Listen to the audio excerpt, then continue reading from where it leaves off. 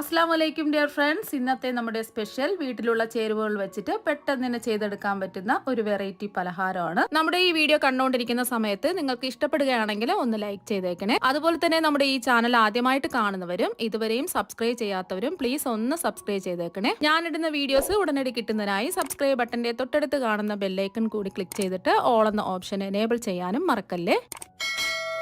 ആദ്യം തന്നെ ഇതിന് വേണ്ടിയിട്ട് ഞാനിവിടെ ഒരു കരിക്കാണ് എടുത്തിട്ടുള്ളത്. ഇനി കരിക്കൊന്ന് പൊട്ടിച്ച് ഇതിന്റെ വെള്ളവും കരിക്കും ഒന്ന് സെപ്പറേറ്റ് ചെയ്തെടുക്കാം.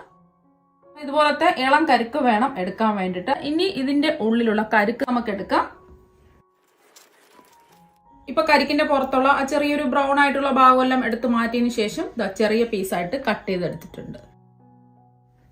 ഇനി ഒരു മിക്സിയുടെ ചെറിയ ജാറിലേക്ക് 1/2 കപ്പ് പഞ്ചസാര ഇട്ട് കൊടുക്കാം. ഇതൊരു നോർമൽ മധുരമാണ്. നല്ല മധുരമൊക്കെ വേണമെന്നുണ്ടെങ്കിൽ ഒരു 1/4 കപ്പ് പഞ്ചസാര വരെ എടുക്കാവുന്നതാണ്.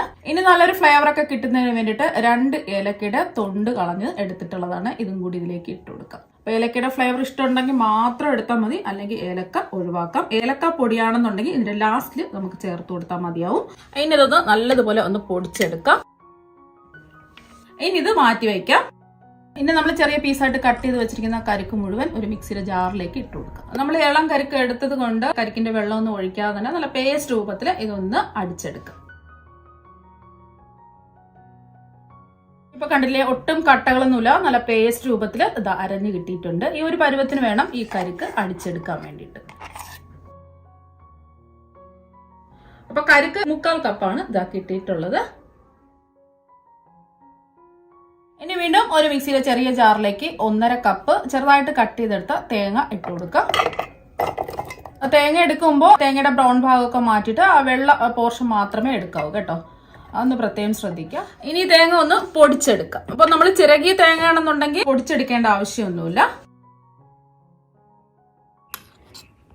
ഇപ്പൊ കണ്ടില്ലേ, നമ്മൾ ചിരകിയതുപോലെ തേങ്ങ പൊടിച്ച് എടുത്തിട്ടുണ്ട്. ഇനി ഇതിലേക്ക് നമ്മൾ കരിക്കിന്റെ വെള്ളം മാറ്റി വെച്ചില്ലേ, അത് 1 കപ്പ് ഒന്ന് അരിച്ചെടുത്തിട്ട് വേണം ഇതിലേക്ക് ഒഴിച്ചു കൊടുക്കാൻ. 1 കപ്പാണ് ഒഴിച്ചു കൊടുക്കുന്നത്. ഒന്ന് മിക്സ് ചെയ്ത് കൊടുക്കാം. എന്നിട്ട് ജസ്റ്റ് ഒന്ന് അടിച്ചെടുക്കാം. ഒരുപാടിട്ട് അടിക്കണ്ട, ഒരു 30 സെക്കൻഡ് ഒക്കെ ഒന്ന് അടിച്ചെടുക്കാം. ഇനി നമ്മൾ അടിച്ചെടുത്ത തേങ്ങ ഒന്ന് അരിച്ചെടുക്കാം. ഒരു സ്പൂണുണ്ടോ ഒരു സ്പാച്ചിലുണ്ടോ ഇതുപോലെ ഒന്ന് പ്രസ് ചെയ്ത് കൊടുക്കുക. അപ്പൊ മുഴുവൻ തേങ്ങാപ്പാലും ഇതിൽ വീണ് കിട്ടും. കൈകൊണ്ട് മുറുക്കി പിഴിഞ്ഞ് എടുത്താലും മതി. അപ്പൊ ഇതുപോലെ പ്രസ് ചെയ്ത് മുഴുവൻ തേങ്ങാപ്പാലും ഇതാ എടുത്തിട്ടുണ്ട്. ഇപ്പൊ നല്ല കട്ടിയുള്ള തേങ്ങാപ്പാല് കിട്ടിയിട്ടുണ്ട്. ഇനി 2ാം പാലും കൂടെ നമുക്ക് ആവശ്യമുണ്ട്. നമ്മൾ 1ാം പാൽ എടുത്തിട്ടുള്ള തേങ്ങാക്കൊത്താണ് മിക്സിയുടെ ജാറിൽ വീണ്ടും ഇട്ട് കൊടുക്കാം. ഇനി കരിക്കിന്റെ വെള്ളം മാറ്റി വെച്ചതിൽ നിന്നും 1 കപ്പ് വെള്ളവും കൂടെ ഉണ്ടായിരുന്നു. 2 കപ്പ് വെള്ളമാണ് ടോട്ടൽ നമുക്ക് കരിക്കിന്റെ വെള്ളം കിട്ടിയിട്ടുള്ളത്. അപ്പൊ നിങ്ങൾ എടുക്കുന്ന കരിക്കില് 2 കപ്പ് കരിക്കിന്റെ വെള്ളം ഇല്ലാന്നുണ്ടെങ്കിൽ ബാക്കി അഡ്ജസ്റ്റ് ചെയ്ത് വെള്ളം ഒഴിച്ചു കൊടുത്താലും മതി. ഇതും ഒന്ന് അടിച്ചെടുക്കാം.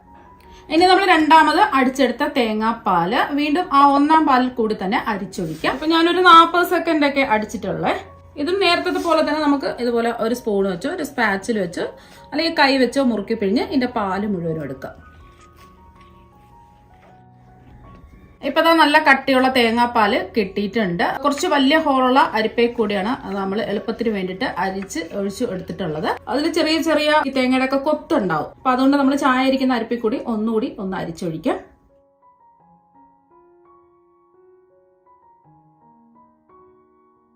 അതാ കണ്ടില്ലേ, ചെറിയ ചെറിയ കൊത്തുകളുണ്ടല്ലോ, അത് നമുക്ക് മാറ്റാം. ഇനി നമ്മൾ ഇത് സെറ്റ് ചെയ്ത് എടുക്കുന്നതിന് വേണ്ടിയിട്ട് ഞാനൊരു കേക്ക് ടിന്നാണ് എടുത്തിട്ടുള്ളത്. അപ്പൊ ഇതിൽ കുറച്ച് നെയ്യോ എണ്ണയോ ഒന്ന് ബ്രഷ് ചെയ്ത് വെക്കാം. അപ്പൊ ഇതിന് പകരം നിങ്ങൾക്ക് വേണമെന്നുണ്ടെങ്കിൽ ഏതെങ്കിലും ചോറുണ്ണുന്ന പാത്രം ഉണ്ടല്ലോ, അത് എടുത്താലും മതി. ഏതെങ്കിലും ഒരു പാത്രം എടുക്കാം. ഞാനിപ്പോ കേക്ക് ടിന്നിന്റെ എല്ലാ ഭാഗത്തും കുറച്ച് നെയ്യാണ് ബ്രഷ് ചെയ്ത് കൊടുക്കുന്നത്. ആ സൈഡിലും ഒക്കെ ഒന്ന് ബ്രഷ് ചെയ്ത് കൊടുക്കാം. ഇതിന് പകരം നിങ്ങൾക്ക് എണ്ണ വേണമെങ്കിലും ബ്രഷ് ചെയ്ത് കൊടുക്കാവുന്നതാണ്. ഇനി ഇത് മാറ്റി വെക്കാം. ഇനി ഒരു ബൗളില് ഒരു മുട്ട പൊട്ടിച്ചത് ഒഴിച്ചു കൊടുക്കാം. അപ്പൊ ഞാനിപ്പോ റൂം ടെമ്പറേച്ചറിലുള്ള മുട്ടയാണ് എടുത്തിട്ടുള്ളത്. ഇനി മുട്ട ഒന്ന് അടിച്ച് പതപ്പിച്ചെടുക്കാം. അപ്പൊ ചെറിയ രീതിയിൽ മുട്ട ഒന്ന് അടിച്ചെടുത്തിട്ടുണ്ട്. ഇനി നമ്മൾ പൊടിച്ചു വെച്ചിരിക്കുന്ന പഞ്ചസാര മുഴുവനും ഇട്ട് കൊടുക്കാം. ഇതെല്ലാം കൂടിയിട്ട് ഒന്ന് യോജിപ്പിച്ചെടുക്കാം. നമ്മൾ പഞ്ചസാര പൊടിച്ച് ചേർത്തുകൊണ്ട് പെട്ടെന്ന് തന്നെ ഇത് മിക്സ് ആയി കിട്ടും. അപ്പൊ പഞ്ചസാരയും മുട്ടയും ഇതാ ഒന്ന് യോജിച്ച് കിട്ടിയിട്ടുണ്ട്. ഇനി നമ്മൾ അടിച്ച് മാറ്റി വെച്ചിരിക്കുന്ന കരിക്ക് മുഴുവനും ഇതിലേക്ക് ഇട്ട് കൊടുക്കും. വീണ്ടും ഇതെല്ലാം ഒന്ന് യോജിപ്പിച്ചെടുക്കാം. ഇനി നമ്മൾ ഇതിലേക്ക് ചേർക്കുന്നത് 1/2 കപ്പ് കോൺഫ്ലോർ ആണ്. 8 ടേബിൾ സ്പൂൺ കോൺഫ്ലോർ ആണ് ഞാൻ എടുത്തിട്ടുള്ളത്. ഇനി ഇത് കട്ടകളൊന്നുമില്ലാതെ ഒന്ന് യോജിപ്പിച്ചെടുക്കാം. അപ്പൊ എല്ലാം ഒന്ന് മിക്സ് ചെയ്ത് കിട്ടിയിട്ടുണ്ട്. ഇനി നമ്മൾ ഇതിലേക്ക് ഒഴിച്ചു കൊടുക്കുന്നത് നമ്മൾ അരിച്ച് മാറ്റി വെച്ച തേങ്ങാപ്പാലാണ്. 2 കപ്പ് തേങ്ങാപ്പാലാണ് എനിക്കിവിടെ കിട്ടിയിട്ടുള്ളത്. 250 ml കപ്പിന് 2 കപ്പ് തേങ്ങാപ്പാലാണ് കിട്ടിയിട്ടുള്ളത്. അപ്പൊ 2ാമത്തെ കപ്പ് തേങ്ങാപ്പാലും കൂടി ഒഴിച്ചു കൊടുക്കാം. ഇനി എല്ലാം ഒന്ന് മിക്സ് ചെയ്തെടുക്കാം. ഇനി മധുരം ഒന്ന് ബാലൻസ് ചെയ്യാൻ വേണ്ടിയിട്ട് 1 നുള്ളു ഉപ്പും കൂടി ഇട്ട് കൊടുക്കാം. വീണ്ടും എല്ലാം കൂടിയിട്ട് ഒന്ന് ഇളക്കി യോജിപ്പിച്ചെടുക്കാം. ഇപ്പൊ എല്ലാം എന്താ ഒന്ന് ഇളക്കി യോജിപ്പിച്ചെടുത്തിട്ടുണ്ട്. ഇനി നമ്മൾ തയ്യാറാക്കി വെച്ചിരിക്കുന്ന മിക്സ് മുഴുവൻ ഒരു പാനിലേക്ക് ഒഴിച്ചു കൊടുക്കാം. പ്രത്യേകം ശ്രദ്ധിക്കുക, ഫ്ലെയിം ഒന്നും ഓണാക്കരുത്. ഓണാക്കാതെ വേണം നമ്മൾ ഏത് പാത്രത്തിലാണോ ഇത് തയ്യാറാക്കുന്നത് ആ പാത്രത്തിലേക്ക് ഒഴിച്ചു കൊടുക്കാൻ വേണ്ടിയിട്ട്.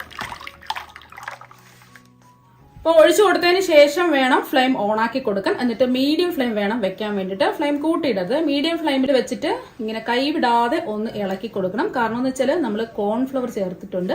പെട്ടെന്ന് തന്നെ ഇത് കുറുകി കിട്ടും. അതുകൊണ്ടാണ് കൈ വിടാതെ ഇളക്കി കൊടുക്കുന്നത്. അപ്പൊ ഇതില് ചെറിയ ചെറിയ കട്ടകൾ പോലെയൊക്കെ ആദ്യം വരും. അതൊന്നും കുഴപ്പമില്ല. നല്ലതുപോലെ ഒന്ന് തിളച്ച് വരുമ്പോൾ ഇതെല്ലാം ഒന്ന് റെഡി ആയിക്കോളും. അതൊന്നും പേടിക്കേണ്ട ആവശ്യമില്ല.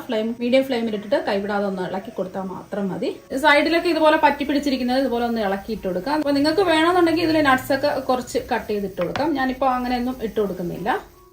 ഒരു 2 മിനിറ്റ് ഒക്കെ ആവുന്ന സമയത്ത് ഇതുപോലെ കട്ടകൾ ഉണ്ടാവും. അതൊന്നും കുഴപ്പമില്ല. എല്ലാം ഒന്ന് തിളച്ച് വരുമ്പോൾ ഇതെല്ലാം ഒന്ന് സെറ്റ് ആയിക്കോളും.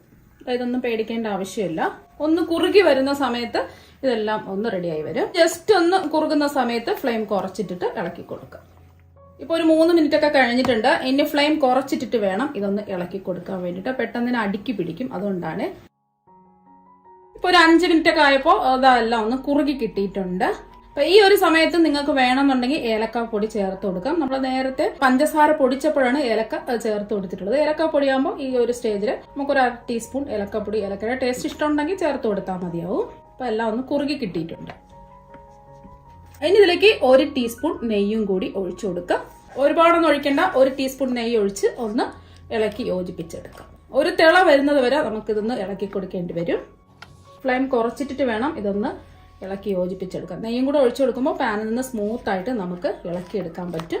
നെയ്യും കൂടെ ചേർത്ത് കൊടുത്ത് ഒരു 2 മിനിറ്റും കൂടെ ഒന്ന് ഇളക്കി കൊടുക്കാം. ഇപ്പൊ നമുക്ക് കാണാൻ പറ്റും ചെറിയ ചെറിയ കുമിളകൾ പോലെ തിളയ്ക്കുന്നത്. ഈ ഒരു സമയം നമുക്ക് ഫ്ലെയിം ഓഫ് ആക്കാം. ഇതുപോലെ കുമിളകൾ വരുന്ന സമയത്ത് വേണം നമുക്ക് ഫ്ലെയിം ഓഫ് ആക്കി കൊടുക്കാം. എല്ലാം എന്താ ഒന്ന് യോജിച്ച് കിട്ടിയിട്ടുണ്ട്. നല്ല സ്മൂത്ത് ആയിട്ട് ഇതാ കിട്ടിയിട്ടുണ്ട്. ഈ ഒരു കൺസിസ്റ്റൻസിയാണ് നമുക്ക് ആവശ്യം. നമ്മൾ നെയ്യ് ബ്രഷ് ചെയ്ത പാത്രത്തിലേക്ക് ഉടനെ ആ ചൂടോടുകൂടി തന്നെ സെറ്റ് ചെയ്യാൻ വേണ്ടിയിട്ട് ഒഴിച്ചു വെക്കാം. ആ ചൂടോടുകൂടി തന്നെ ഒഴിക്കുക. ഒട്ടും താമസിക്കാൻ പാടില്ല. എന്നാൽ പിന്നെ കട്ടയായി പോകും. ഒഴിച്ച ഉടൻ തന്നെ ഒന്ന് ലെവൽ ചെയ്യുക. ഇനി ഒരു സ്പൂണിന്റെ മറുവശത്ത് കുറച്ച് നെയ്യ് ഒന്ന് ആക്കിയതിന് ശേഷം നല്ലതുപോലെ ഒന്ന് ലെവൽ ചെയ്തെടുക്കാം. അപ്പൊ എല്ലാം ഒന്ന് അതാ ലെവൽ ചെയ്തെടുത്തിട്ടുണ്ട്. ഇനി ഇത് നല്ലോണം ചൂട് മാറാൻ വേണ്ടിയിട്ട് മാറ്റി വെക്കാം. ഇപ്പൊ ഇതിന്റെ ചൂടൊക്കെ നല്ലതുപോലെ ഇതാ മാറിയിട്ടുണ്ട്. ഇനി പെട്ടെന്ന് ഇളകി കിട്ടാൻ വേണ്ടിയിട്ട് ഇതിന്റെ സൈഡൊക്കെ ഒന്ന് വിടിയിച്ചു കൊടുക്കാം. ഇനി ഒരു പാത്രത്തിലേക്ക് ഡീമോൾഡ് ചെയ്യാം. ഇനി മെല്ലെ ഒന്ന് തുറന്നു നോക്കാം. ഇപ്പൊ കണ്ടില്ലേ, നല്ല അടിപൊളിയായിട്ട് ഇതാ കിട്ടിയിട്ടുണ്ട്. നിങ്ങൾക്ക് കാണുമ്പോൾ തന്നെ മനസ്സിലാക്കാൻ പറ്റും എത്രമാത്രം സോഫ്റ്റും ജെല്ലി ആയിട്ടാണ് ഇരിക്കുന്നതെന്ന്. ഇനി നമുക്ക് ഇഷ്ടമുള്ള ഷേപ്പിൽ ഇതൊന്ന് കട്ട് ചെയ്തെടുക്കാം. മുറിക്കുമ്പോ തന്നെ ഒട്ടിപ്പിടിക്കോ പൊടിഞ്ഞോ ഒന്നും പോകാതെ നല്ല പെർഫെക്റ്റ് ആയിട്ട് ഇതാ കിട്ടിയിട്ടുണ്ട്. ഇപ്പൊ കണ്ടില്ലേ, നല്ല ജെല്ലി പോലെ ഇരിപ്പുണ്ട്. ഇതിൽ കരിക്ക് ചേർത്തത് കൊണ്ട് ഇതിനൊരു കരിക്കിന്റെ ഒരു അടിപൊളി ടേസ്റ്റ് ആണ് കിട്ടുന്നത്. വായിലിട്ടാൽ തന്നെ വെണ്ണ പോലെ അലിഞ്ഞിറങ്ങും. അത്രമാത്രം നല്ല സോഫ്റ്റ് ആണ്. അപ്പൊ കുട്ടികൾക്കും എല്ലാവർക്കും ഇഷ്ടപ്പെടും. അപ്പൊ നിങ്ങൾ ഒരു പ്രാവശ്യം ഇതുപോലെ ഒന്ന് ട്രൈ ചെയ്ത് നോക്കുക. തീർച്ചയായും നിങ്ങൾക്ക് എല്ലാവർക്കും ഇഷ്ടപ്പെടും. അപ്പൊ നമുക്ക് മറ്റൊരു വെറൈറ്റി ഡിഷുമായിട്ട് വീണ്ടും കാണാം. താങ്ക്